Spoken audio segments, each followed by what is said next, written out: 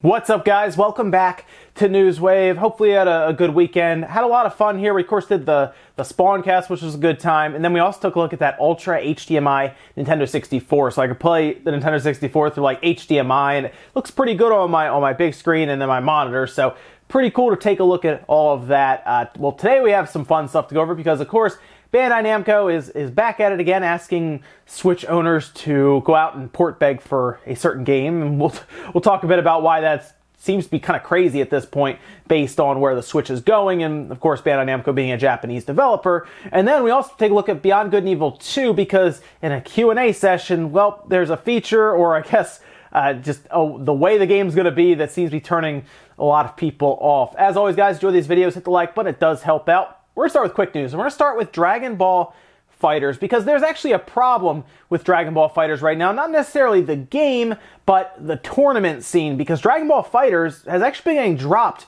from quite a few tournaments recently, and a lot of that seems to have to do with Toei having issue with the Dragon Ball IP, of course, making appearances, or maybe they want some sort of compensation for it. It's hard to say. One thing's clear, though, it doesn't seem like it's Bandai Namco that's causing this issue at all. So what happened? Well, EVO Japan 2019 will not have Dragon Ball FighterZ there. They didn't say why, they just said it's not going to be there, no reason given, which is interesting because if you remember, the big EVO event with Dragon Ball FighterZ drew a massive viewership. I mean, it topped Twitch over Fortnite.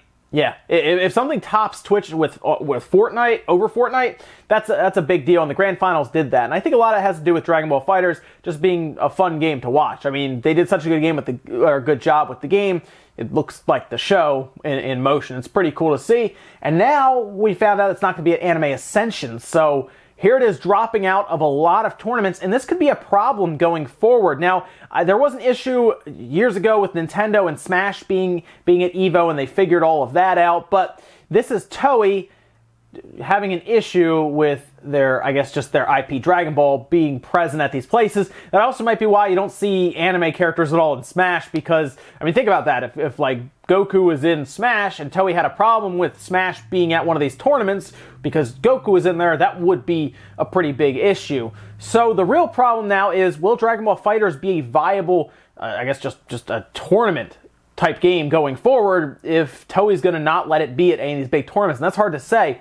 I would hope that Toei would figure this out, along with Bandai Namco and any of the owners of the tournaments, but it's not looking good right now. It seriously, like last year, could have been like a one-and-done type thing for Dragon Ball FighterZ. And that would be a real shame because it was a lot of fun to watch. Oh, and G2A, we've talked about them before. They're the shady, I guess, key dealers that they sell keys, but it's like a third-party market where people can show up, sell Steam keys. They don't always have to be legit, so they could have bought them in different regions and selling in other regions, and then they could be using a stolen credit card, for example. It's a whole thing, but developers don't like them because, of course, it can cut into the margins of the publishers, and then they won't get brought on for a sequel because, again, it's a whole thing. It's a shady business practice. People don't really like G2A. And now customers are finding a reason to be annoyed with them, as it appears that G2A is charging for being a member? Yeah, it's weird. Apparently, if you've been inactive for 180 days, they start charging you money. Specifically, a user posted up on Reddit an email that they received that said after 180 days of being inactive on their site,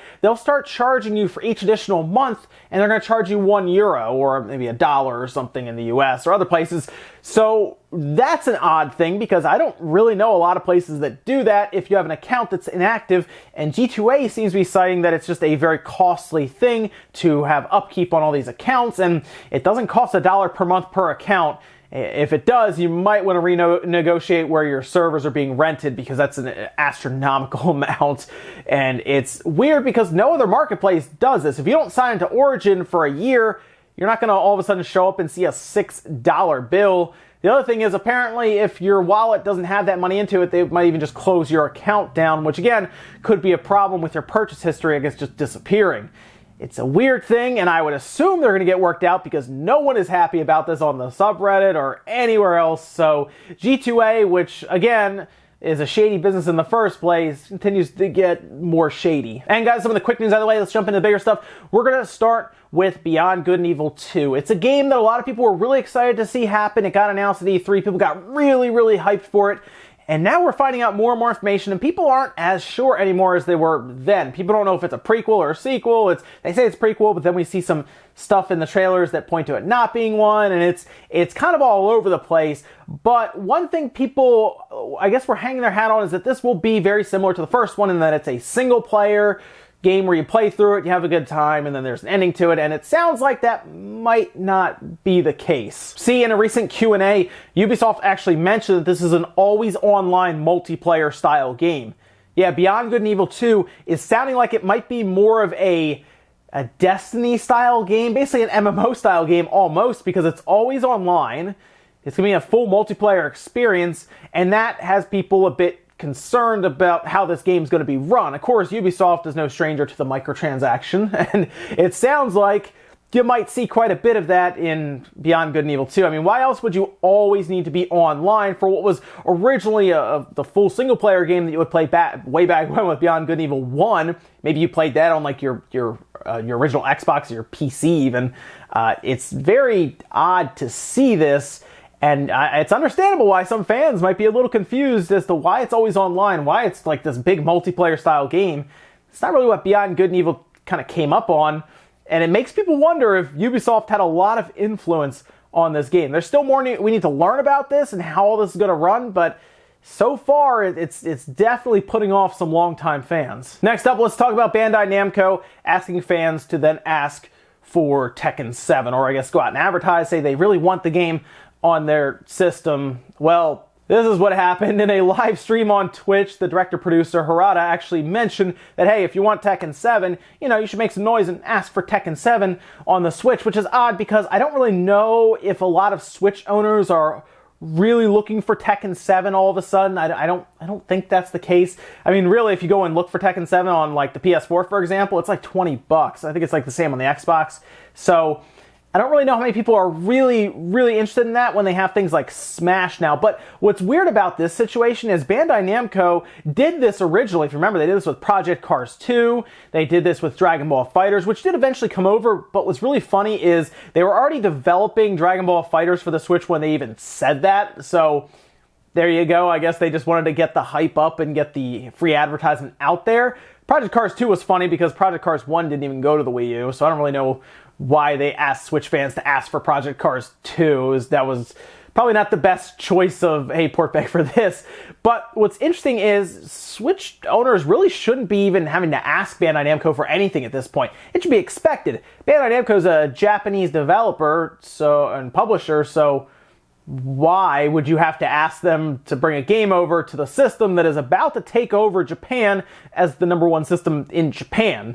It doesn't really make any sense at all. So my advice would be just don't even bother, because these games will start to just come over anyway as the development cycles have pretty much reset for a lot of these things. And I don't even know if Tekken 7 would sell that well. I mean, there's Smash, so maybe it would. I think Street Fighter sold okay, but I don't really know if people are that crazy for that. I think people would be more interested in a Soul Calibur 6 port, probably, because it's a bit newer. But Tekken 7's already done pretty well, selling over 3 million copies, whereas Soul Calibur 6 has already fallen off of MPDs and the Media Creates, so a port for that might do better. But Tekken 7's already thinking about getting its third season pass, guys. Third season pass. So I feel like at this point they have their base and they're looking to just monetize them further. But hey, I guess if you want Tekken 7, you should go ask for it, or just, play Smash. Next up, let's talk about Dragon Quest XI, specifically Dragon Quest XI S. I've been looking forward to this for a while because I like Dragon Quest XI on the PS4. Awesome game. It was my RPG of the year, and I think most people should try to play it as soon as they can. Although I do know there have been a lot of people waiting for the Switch version to at least be talked about, announced, something, because if you remember, this was like one of the first games announced for the NX. Yeah, it was called the NX when this thing was announced. It looks like it's at least showing up in some way in 2019. Now, we don't know if it's showing up outside Japan or just Japan first, and then the next year it'll come out everywhere else. This was all shown in Jump Festa, where they showed a full trailer that appears to be showing the game being rendered by the Switch. And I say appears to be because it looks like it's done in kind of a lower resolution and different shadows and everything. And they kind of talked about that being a thing. You know, lower resolution, they had to play around with some of the settings when it comes to the shadows and different features. But it looks like Dragon Quest XI to me. They also talked about in the stream that it is built from the ground up for the Switch, not necessarily a port directly in Unreal Engine from the PS4 to the Switch. So that's also a good thing, because that might mean that it'll look better than it would if they took like the way it was designed for the PS4 and then kind of shrunken down.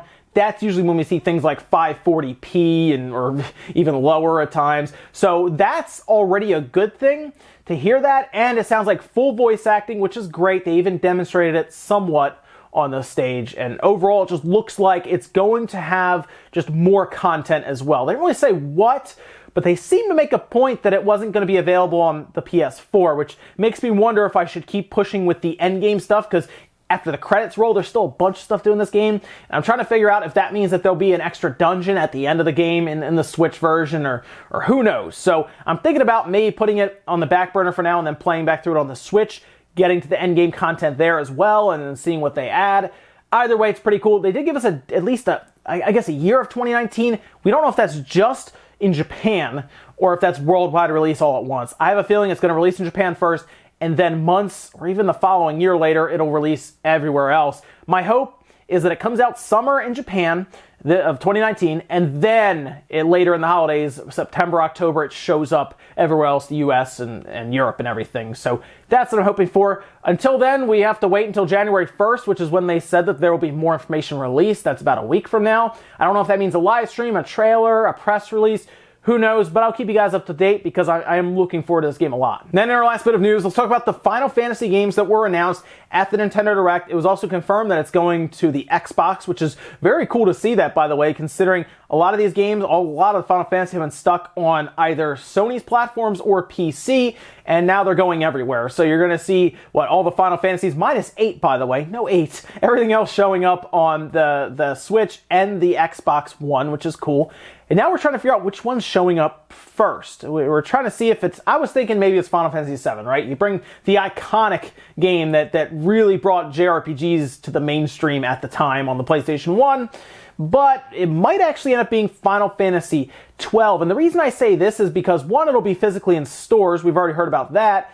And two, it's actually been rated by the ESRB. And generally when you see something rated by the ESRB, that means it's actually coming out soonish. And this was actually posted by Wario64, pointing out that the ESRB has indeed rated Final Fantasy XII, which is good, but it also kind of gives us an idea. Okay, I guess 12 could be coming out first, then maybe 7, then 8 or 9, and then so forth. So I think that's probably what's going to happen. I was trying to figure out what, I guess, month they would release it. This could be a January release. It could also end up being a February, and then you have months of back-to-back-to-back. You know, Final Fantasy X and X-2 have to work in there somewhere. You have 9, of course, and it's, we already had Maxima. Maxima is already out. I actually played that, and it was good. It was a good version of the game, World of Final Fantasy, but we'll see. The good news is, though, it looks like 12 is probably going to be the first one. It'll be physical. You can buy it physically. And then we'll look forward to 7, which I think is up next, and then 9, and then, honestly, I think 10 or X-2 might be like one of the last ones.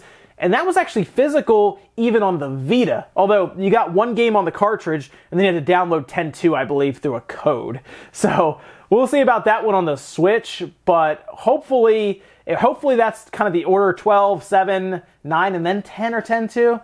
You'll have to let me know which one you're looking forward to the most, and I guess which one you want to come out first. And ladies and gentlemen, that's going to do it for Newswave today. If you enjoyed this video, guys, hit the like button, really helps out. If not, hit the dislike. Leave comments below about everything we talked about, whether it's Dragon Ball FighterZ being dropped from several tournaments so far, including EVO Japan 2019. What do you think about that? And what do you think the future holds for Dragon Ball FighterZ? You think Toei's going to get figured out, or will that just have to kind of stay off the docket going forward? Also, what about Bandai Namco asking you, the Switch owner, to then ask for their game to be on the system, despite the Switch coming up on probably 30 million Switch units by next year? Let me know what you guys think about that one too, because that's also very interesting. No Newswave tomorrow for Christmas, but I'll see you guys back here 8 a.m. Eastern Time on the 26th for Newswave.